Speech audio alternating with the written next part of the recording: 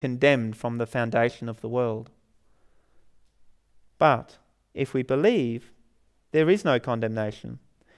And verse 19, and this is the condemnation, that light is come into the world, and men love darkness rather than light, because their deeds were evil.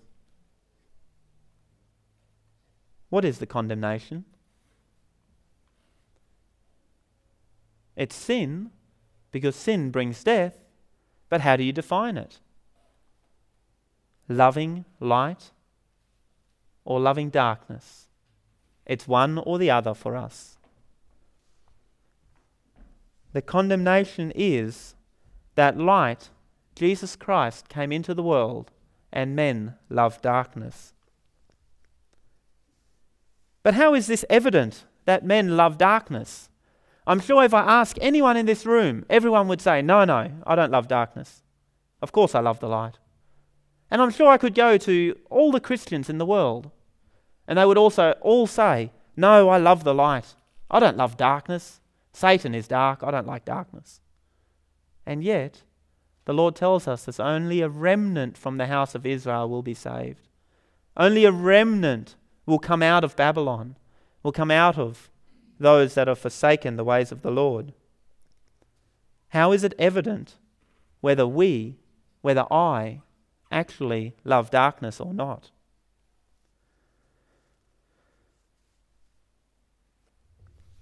In the 1888 materials, page 1554, is a short paragraph here. It says, the church is God's fortress, his city of refuge, which he holds in a revolted world. Any betrayal of her sacred trust is treachery to him who has bought her with the precious blood of his only begotten Son. The church is God's fortress. And many Adventists use this to say, there can be no departure from the church.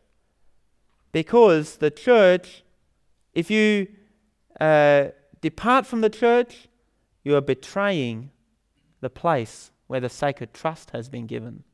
The sacred oracles have been entrusted to Adventism. In those first 50 years of Adventism. But what is it talking about in reality? The city of refuge which God holds in a revolted world. What makes up a church? What makes a church significant, powerful in this world? What makes the church a bright light in the world? Is it the principles of faith on paper? Well, people can read it on the website, but if the people don't live the reality, then where is it? It's in darkness. An organization in itself is of no value unless the people in that organization are lovers of light rather than lovers of darkness. In Prophets and Kings, page 16, it says, God's law must be exalted, his authority maintained, and to the house of Israel was given this great and noble work. God separated them from the world, that he might commit to them a sacred trust.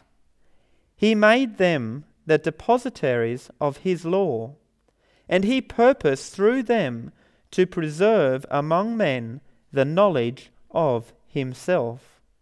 Thus, the light of heaven was to shine out to a world enshrouded in darkness, and a voice was to be heard appealing to all peoples to turn from idolatry to serve the living God. Just as the Israelites in the Old Testament were given the law as a treasure, the depositories of the law is what they are called. Why Why were they favoured? Because they were more noble, more deserving, more righteous? Or were they given this blessing in order that they in turn could be a blessing? To be a light in a world enshrouded in darkness. And the same applies to us today as well.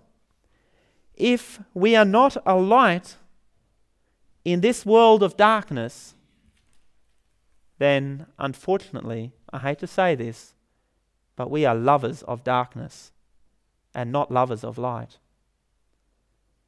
Also, from Fundamentals of Christian Education, it says the law is a wall of protection to those who are obedient to God's precepts. The law is a wall of protection. Protect us from what? First of all, protect us from the law of sin and death. Protect us from the condemnation. If we are obedient to God's precepts. That's what it says. And in the time of the Old Testament, what was it that made a city notable in particular? What was it that made a city strong, impenetrable? Wasn't it the wall? That part which safeguarded the rest of the city? In the same way that the law safeguards us from everything outside of the city?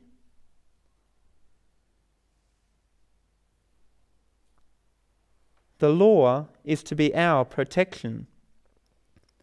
And the strength of God's city of refuge is this wall, the law. And particularly notable, the city of Jerusalem was one which was noted as being impenetrable, partly because of the strength of its walls, partly because of its geographical location, up on a mountain.